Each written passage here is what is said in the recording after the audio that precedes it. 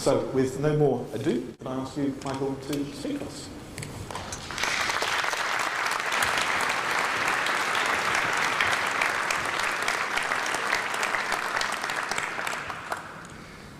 Well, can I say what a pleasure it is for me to come back to Canary Wharf. It's a part of London I've visited on many occasions, and I never cease to be amazed by the remarkable transformation that has taken place here.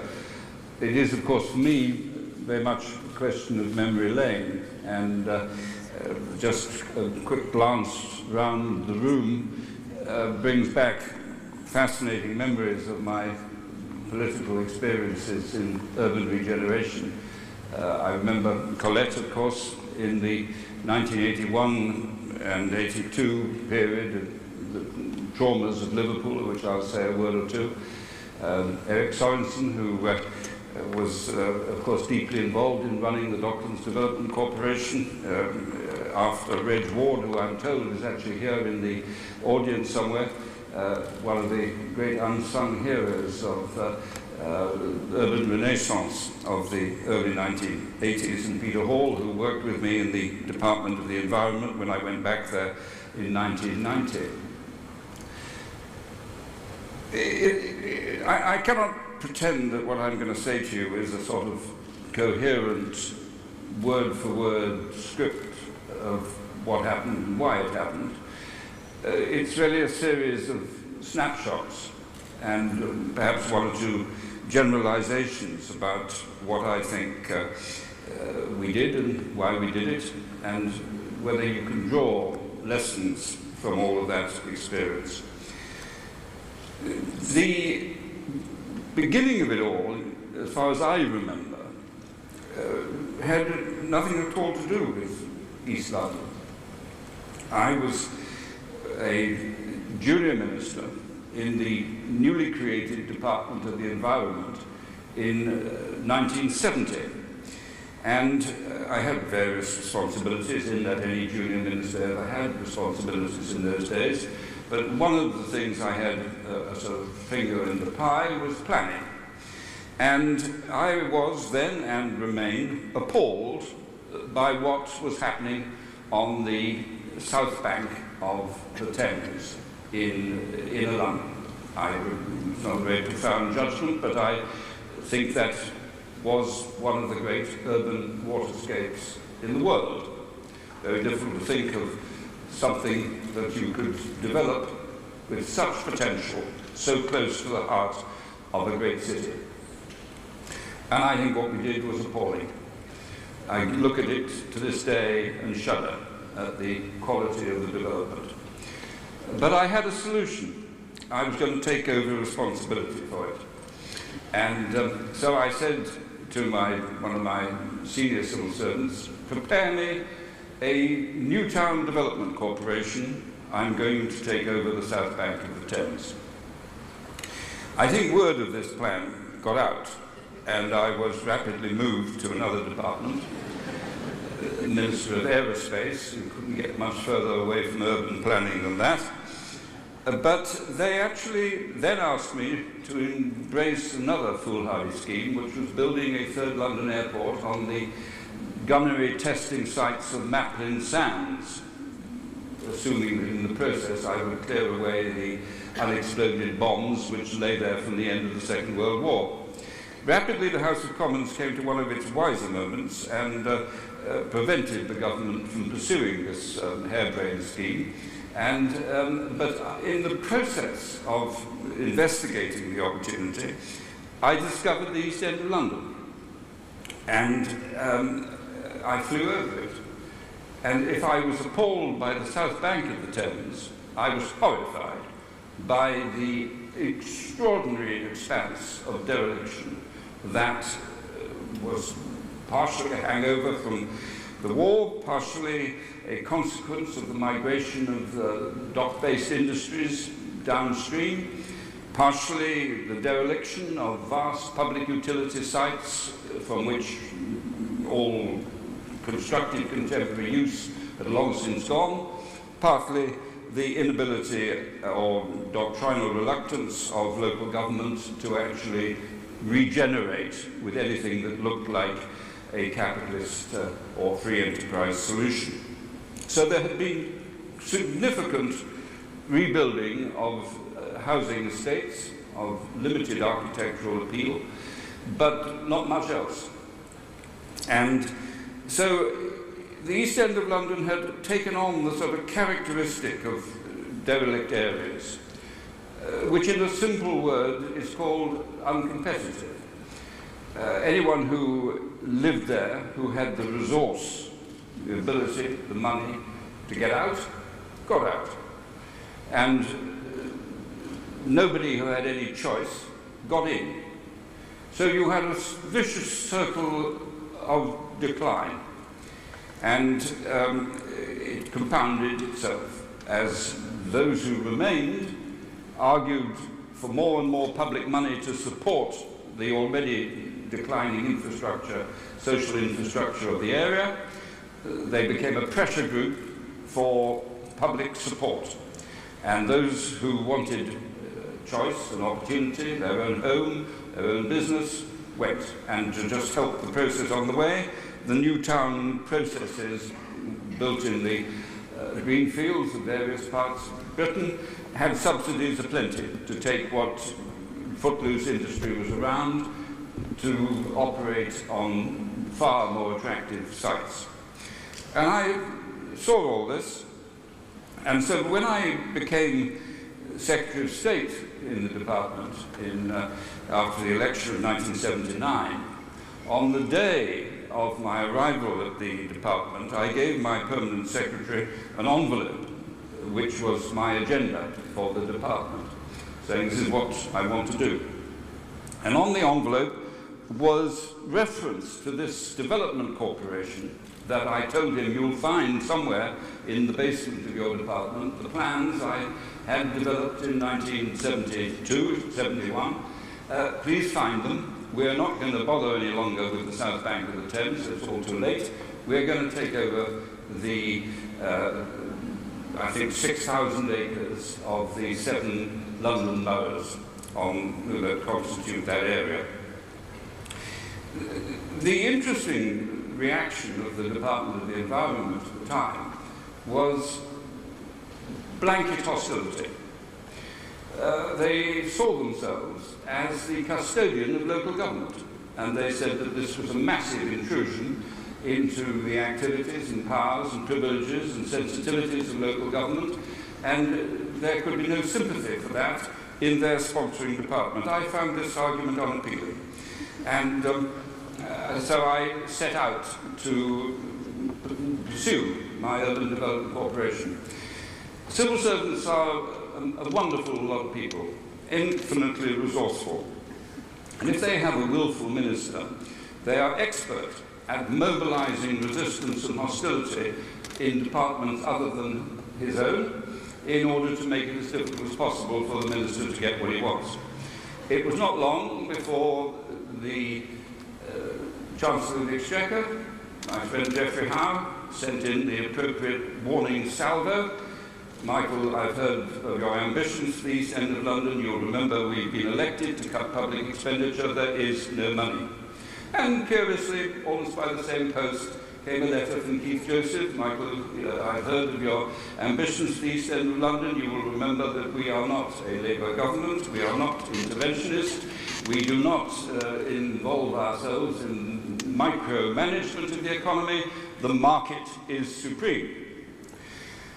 That seemed a fairly formidable opposition to any likely progress. And there was only one way to go as a Secretary of State, isolated by 2 of the most powerful colleagues in the government. That was a direct appeal to number 10. And it was quite difficult to see what argument would actually overwhelm the conventional ethos of the political party to which I belonged. But I had a conversation with a Tory MP called Reg Prentice, who had represented as a Labour MP these parts of the East End of London. And I said, Reg, I've got a terrible problem. This is what Geoffrey is saying, this is what Keith is saying. He said, Michael, I think what you should do is this. Thank you, Reg, I said. I think that makes sense. So we gathered Prime Minister, the Chancellor, the Secretary of State of Trade and Industry, and the Secretary of State of the Environment, and number 10 one night. And Geoffrey made his speech. Michael, we all greatly admire your vision and your imagination and your drive, but of course we've got no money. I know, Geoffrey, I understand all that.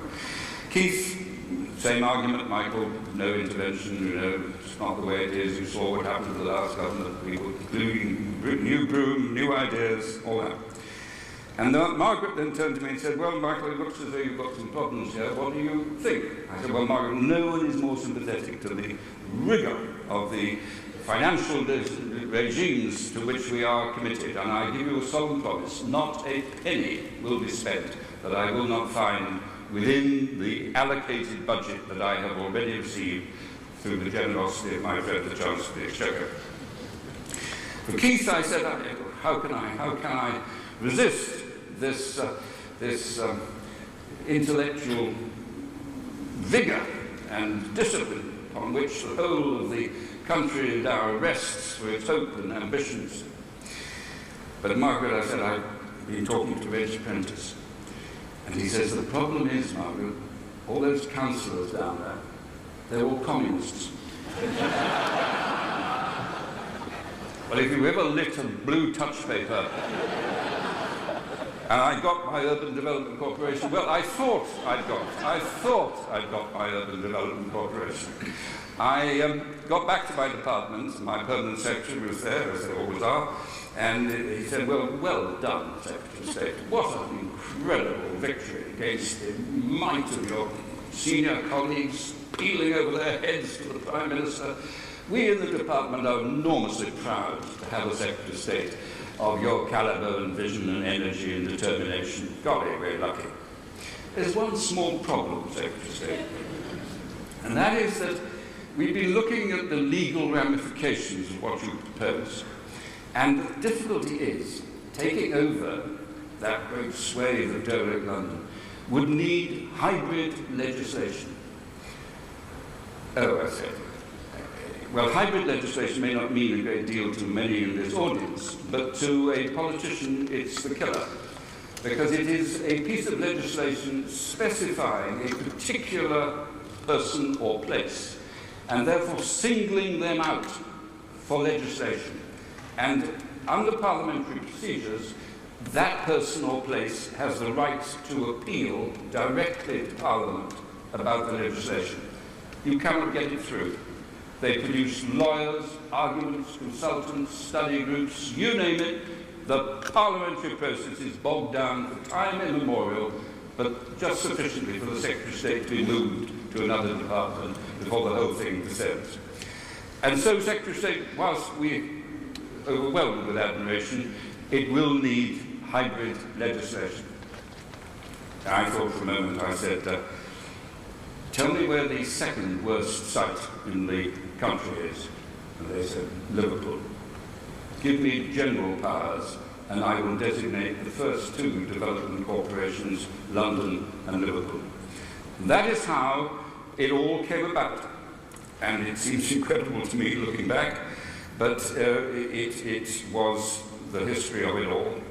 Plus, of course, that Geoffrey was very keen on enterprise zones. And from the point of view of Canary Wharf, that is a very fundamental point. I didn't believe enterprise zones would actually achieve what was thought of. For the reasons which I made absolutely clear earlier on, enterprise zones are a means of subsidising investment. Yes, that is true, by tax and local authority taxation subsidies. But if the ground to which they are attached is negative in value because of pollution, then the subsidies are not enough. And so, whilst I was delighted to incorporate the incentives that Geoffrey believed in into the available legislation, I still wanted that fundamental combination of land, assembly, and planning within the powers of the Urban Development Corporation. This, of course, is what the new town corporations had used with such effect in building their new town corporations. Once you had an Urban Development Corporation, and we took the 6,000 acres with one exception I'll mention. Then the next stage was to choose the people, vital, and to provide sufficient money to enable them to remove the negative value which was the barrier to private sector development. If you've got a site which is toxic, get rid of the toxicity, you've got a sporting chance that the private sector will come in and use the site. And what we developed at that time, in 1979, not 1981 as many people think, was this concept of partnership with the private sector. I mentioned that we didn't take over all of the 6,000 acres I had in mind. Again, the same permanent secretary, Secretary of State, this incredible achievement. But do you not think that you've won such a battle? Why don't you leave Greenwich and Lewisham on the South Bank out of your ambitions, just for the time being, so that just concentrate on the North 6 boroughs? And as I said it, now I can feel that awful sense of weakness that I agreed to. Of course, in 1990 I went back, and now we're 11 years on. I went back to the Department of Environment, and Lewisham and Greenwich, what were they like? They were exactly what they were like in 1979 when I left them out. That, of course, is a story of its own, because that explains why I fought so hard to bring the dome to the Greenwich site. Something had to happen to spark the rejuvenation, and the dome was the vehicle, and if I say a moment or two about it, it will prove to have been a massively successful investment for the people of Greenwich and for Greater London interests. Having got the Land Assembly and planning powers into the Urban Development Corporation, the people were essential. And I was very determined to balance the books. I did not see this as a vehicle of heavy-handed central government taking over and laying the political influences of the area waste. I did choose Nigel Brooks, who was a very successful entrepreneurial capitalist, experienced particularly in property development, because this was largely about property development. But I made his number 2, Bob Mellish. Bob Mellish was a Labour member of Parliament from the East End. He'd been Minister of Housing, and he was an absolutely charming and first-class, well, charming, not the right word for a chief whip, but he was, I thought he was a first-class guy, and I thought the partnership between the two would work extremely well. And then I made sure that there was a private sector balance, but that the leaders of the council actually, I think all of them, I may be wrong, were actually on the Urban Development Corporation, but in a minority. And you would be surprised, as the years unfolded, how many of them, by whisper, by nod, by wink, said what a wonderful thing it was to be on an Urban Development Corporation, bringing life and hope to the East End of London without that great mob of councillors behind their backs stopping them doing anything. So it was a fascinating experience. And I've indicated that what was then necessary was to create the environment in which the private sector would take over or work in partnership. The first and the pacemakers were the private sector housing people. Now, it's absolutely extraordinary to me that in post-war Britain, from 1945 to 1979, that we were now thinking about, there had been virtually no private sector housing built in this part of England. So, as I mentioned, if you were a young person beginning to make your way, ambitious to join the ladder's property-only democracy, you had only one simple choice: leave your aged parents behind and move to the new towns or to the suburbs where houses were available. Well, as a means of depopulating and degenerating urban areas, I can think of nothing worse than to take the lifeblood of energy and enthusiasm and youth out of the community. And if you do that, of course, you take out potential employees, you take out people with skills and training, and with that goes the jobs, and you have a vicious circle of continuing decline. the object of the Urban Development Corporation was to reverse all that. By the time I left, which was very early in 1983, I was bordering on a sort of panic, because absolutely nothing had happened. I said nothing had happened. There was nothing to show that anything had happened. Because, well, first of all, it takes about 18 months to set up anything if you move through the parliamentary process. It's very interesting for, if one is thinking of forming a government, and many of around here have got the ambitions to form a government, but never underestimate the time that it takes. Got to get the legislation through. It takes a year. Got to get the people in place. Difficult to get many people in place if you haven't actually got the legislative framework. They then consult. They consult, they plan, they draw up details, they investigate, and if you are the Secretary of State who's pinned his reputation on regenerating the East End of London and the next general election is on your doorstep, you've got big problems because there is nothing to show for it, except a lot of money spent on consultants. The home builders did provide an answer. They built Wimpy's, Barrett's,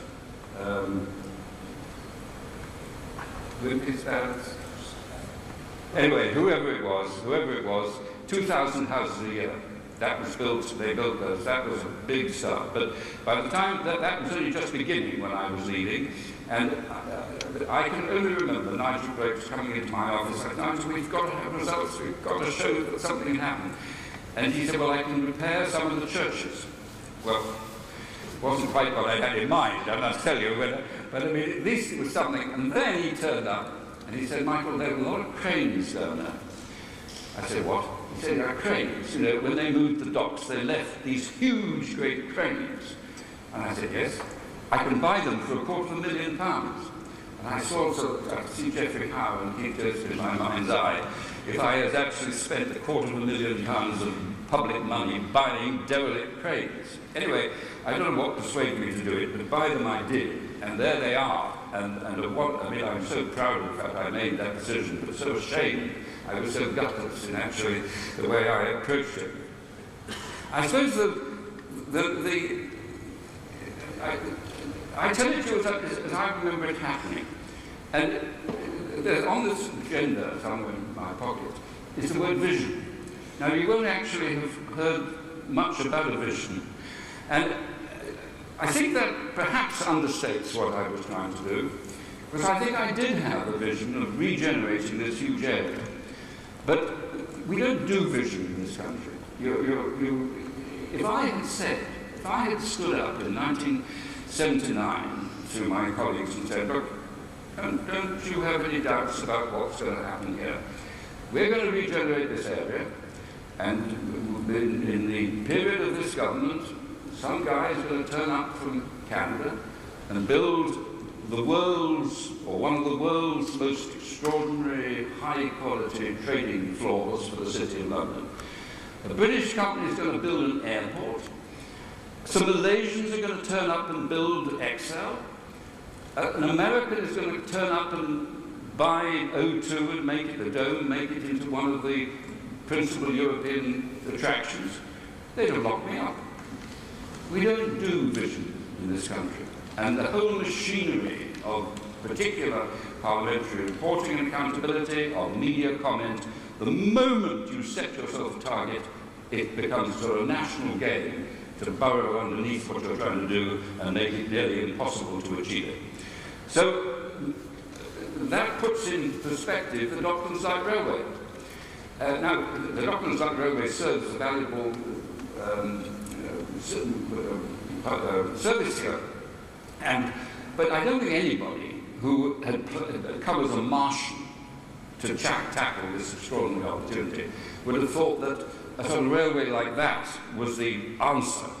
I mean, Jubilee Line, different thing altogether, but Jubilee Line was, I mean, if I'd been Paul Reichman and the government had been a private sector company, I'd have sued the government for the way we behaved over the Jubilee Line. We promised him a line, and when the economic winds blew in the late 80s, he had this extraordinary office complex and no railway. And that was government's fault, not his. And it greatly accelerated his difficulties, accentuated them. But anyway, Docklands Light Railway I did in 1981, and the minute scale of it indicates the way in which we do things, you know. Do it the small way, think little, just do a bit of incremental this and that.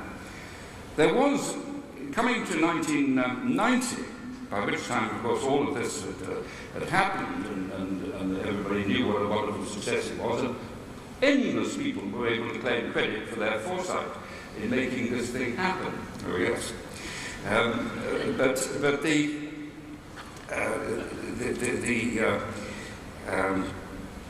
there was one more big opportunity, and that, of course, was Stratford, and O'Hare's remarkable visionary idea of taking the cross-channel link north of the Thames through Stratford into St Pancras. Now, the plan was, that was being devised in government, was by British Rail and the Ministry of Transport, was to take the link into Waterloo, hit the buffers of London, and that's where it would end.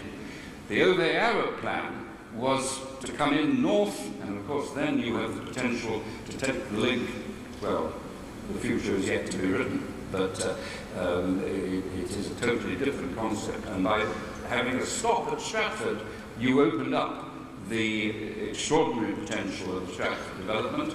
And again, if in 1979 I had said, and don't you worry, because in Stratford we will win the Olympic Games, and I mean, you know, they put me back inside. So, anyway, that is, I mean, was for me a wildly exciting experience. It coincides, and Colette was right to make this link, because I had got into Liverpool. I have explained how I got into Liverpool. But there was another reason, and I now widen what I want to say, away from specifically the east of London. Peter Shaw, who was the Labour Secretary of State that I succeeded, had created what frankly was a sort of slush fund for deprived authorities. That they got all their housing money, their education money, their environment money, their transport money, and then he had a packet of 180-odd million pounds, and he went to the deprived areas and said, well, you can have another 10 million for this, another 5 million for that. And he just went to some of the worst areas and gave them some more money. When I took over responsibility, I said, well, there's something wrong here. All this money is going into the most deprived areas, and they're all getting worse. And so basically what is happening is that they're all putting more money, compounding the problems that are already there. In other words, sustaining as best you can communities that are themselves unable to be sustained. And so he had, as part of the distributive mechanism of this urban fund, he had put ministers in a sort of partnership role with authorities who were getting the money. That was a good idea. And my official said, well, what do you think? I said, well, I like this idea, partnership, can't be wrong. Where was Peter Shaw? He was in Liverpool. I said, I'll go to Liverpool. And let's have continuity where we can. And that's how the Liverpool connection began. The partnership arrangement and the Urban Development Corporation in order to enable me to get London going. When I arrived at Liverpool, very soon after the election, naturally, huge fanfare of triumph and glory and wonder, and good to see you, and we're so glad you've got so much money to spend in our community. I said, yes, all that, I mean, we're going to continue with the partnership and all that, but there's going to be one change.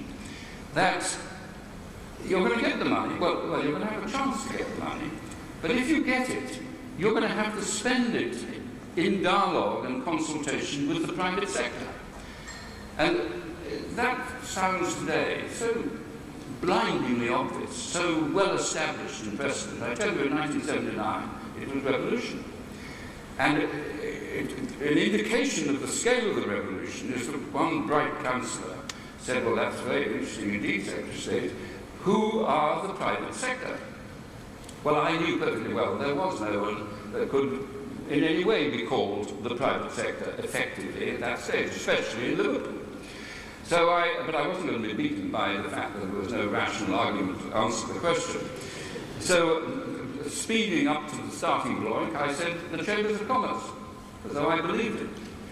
And the Chambers of Commerce were totally inadequate to play the role that I had suggested they would, but it was an answer, you know, and it got me past square one. And that simple decision actually transformed urban policy in this country.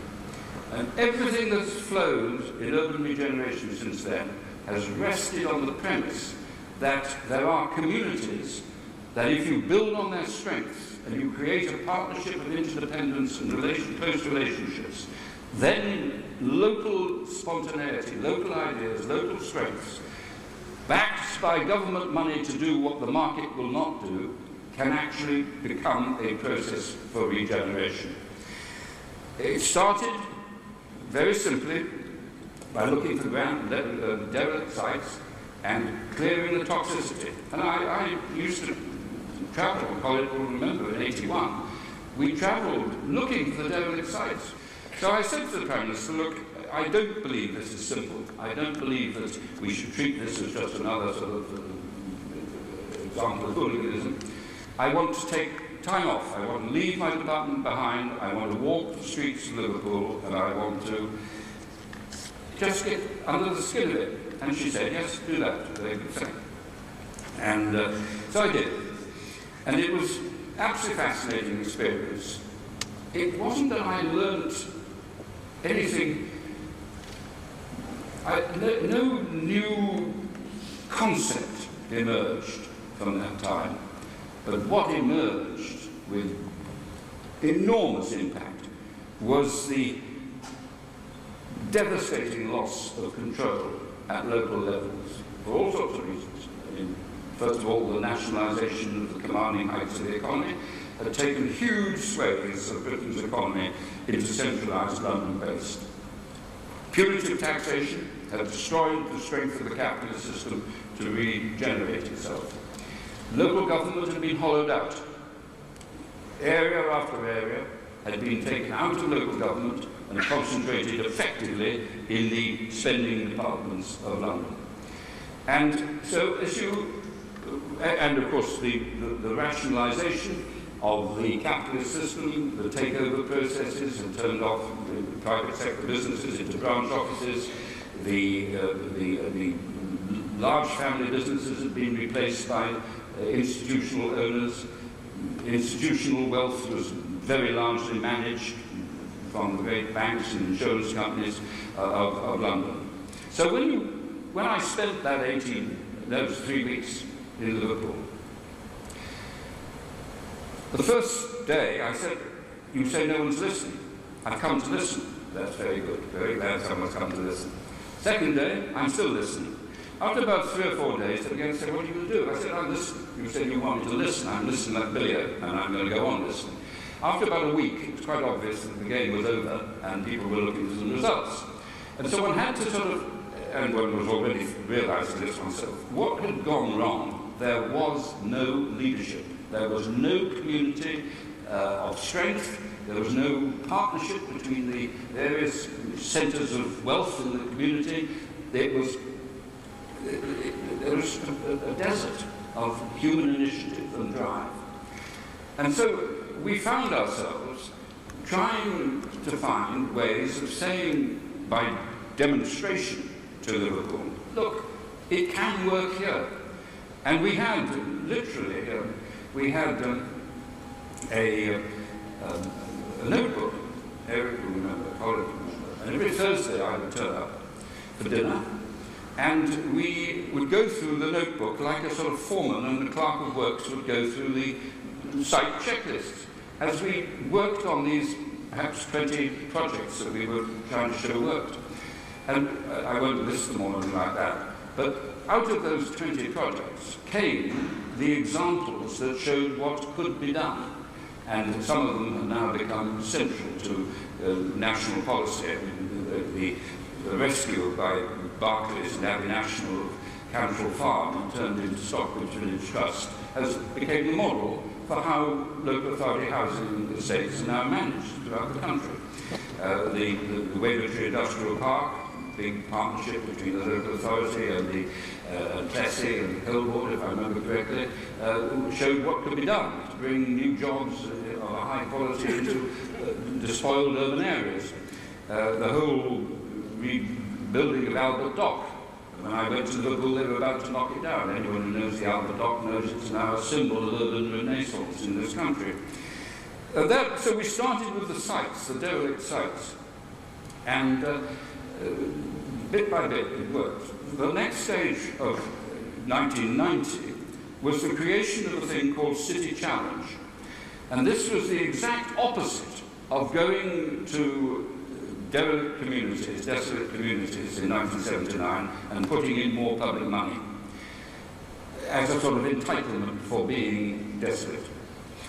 We said, look, we've done the sites, we know that works, we're getting good gearing, we're getting, in London here we got 10 private pounds for every public pound. In Liverpool, even in the darkest days, we got £1.50 of private money to add to the public pound. We said to 30 areas with stressed communities of between 10 and 30,000 people, look, we're going to have a competition, and there's £350 million on the table of government money. There are going to be 10 winners. That's £35 million each, and it is £7 million a year for 5 years. That's the prize. You've got to set up a framework, come forward with a corporate plan, tell us what the community is prepared to add to it, and you're going to fight each other for the results. And only 10 of the 30 of you will win. Well, you can imagine the sort of outcry that this provoked. I won't use the language in this polite society, but it was not universally popular as an idea. It was, however, wildly successful. Wildly successful because the communities that were created did something that all that central bureaucracy towards London had made so necessary.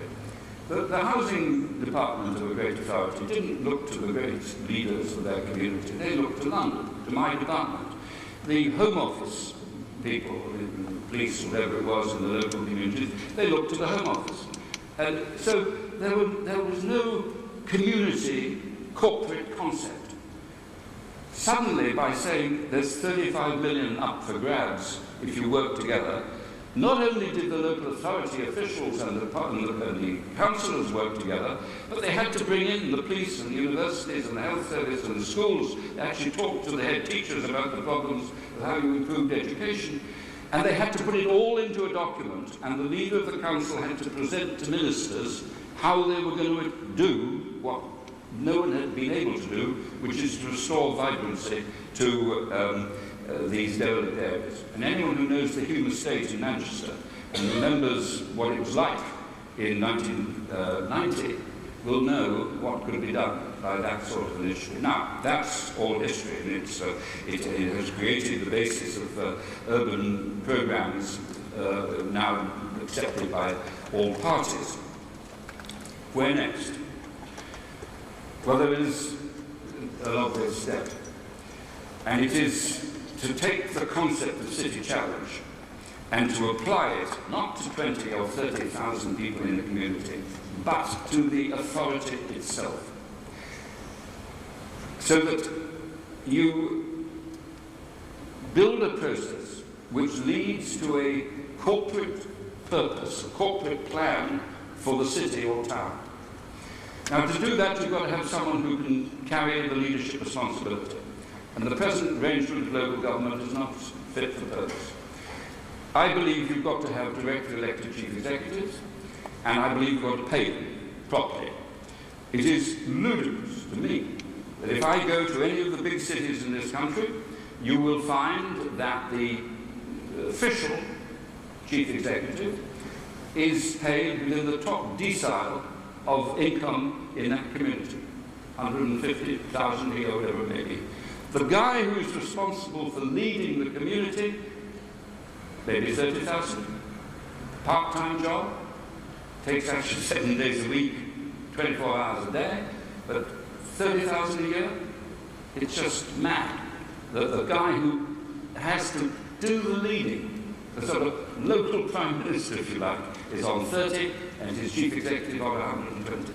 Now, I would fuse the two jobs, and I would make one person stand for election, and then I would empower him on a scale which 40 years of undermining of local government has, in my view, made essential.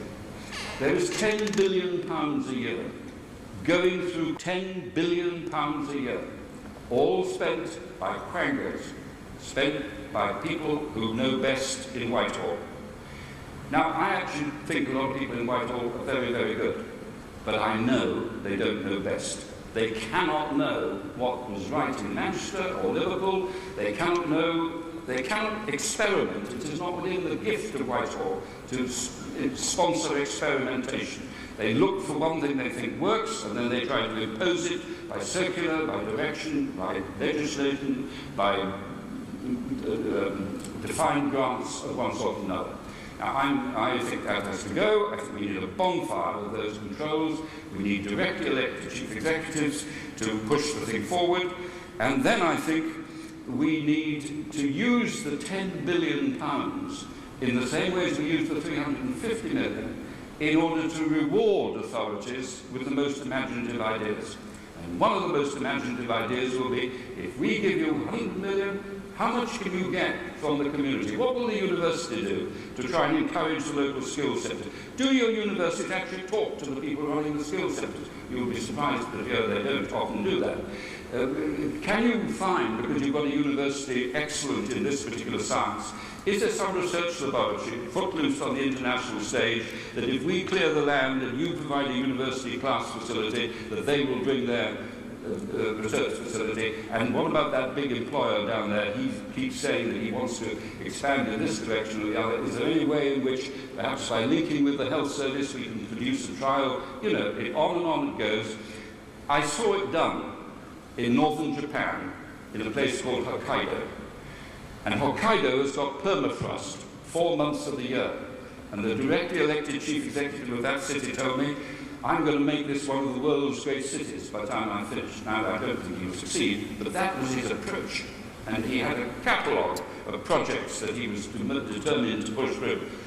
In this country, we would spend our life undermining the credibility of the list of catalogues that he'd got of things he wanted to do. We'd go through them all and say, none of them will work. That's what we'd do. In Japan, they would just replace each one that didn't work with another one that might. It's a different approach, a different attitude. And I believe that the overbearing suffocation of local power in this country from Whitehall encourages people to conform with what central government wants and will support and finance. And I would like to see us remember that this country's great urban environment was not built to the diktat of London. It was built by men and women with incredible energy and foresight, hundreds of years ago, who saw local opportunities and a pride in the community of which they were members. And I think we should go back to that. And, well, of course, I was lucky enough to be involved on 2 of the phases I've outlined. I have no plans to be involved to carry out the 3rd and final stage. Thank you.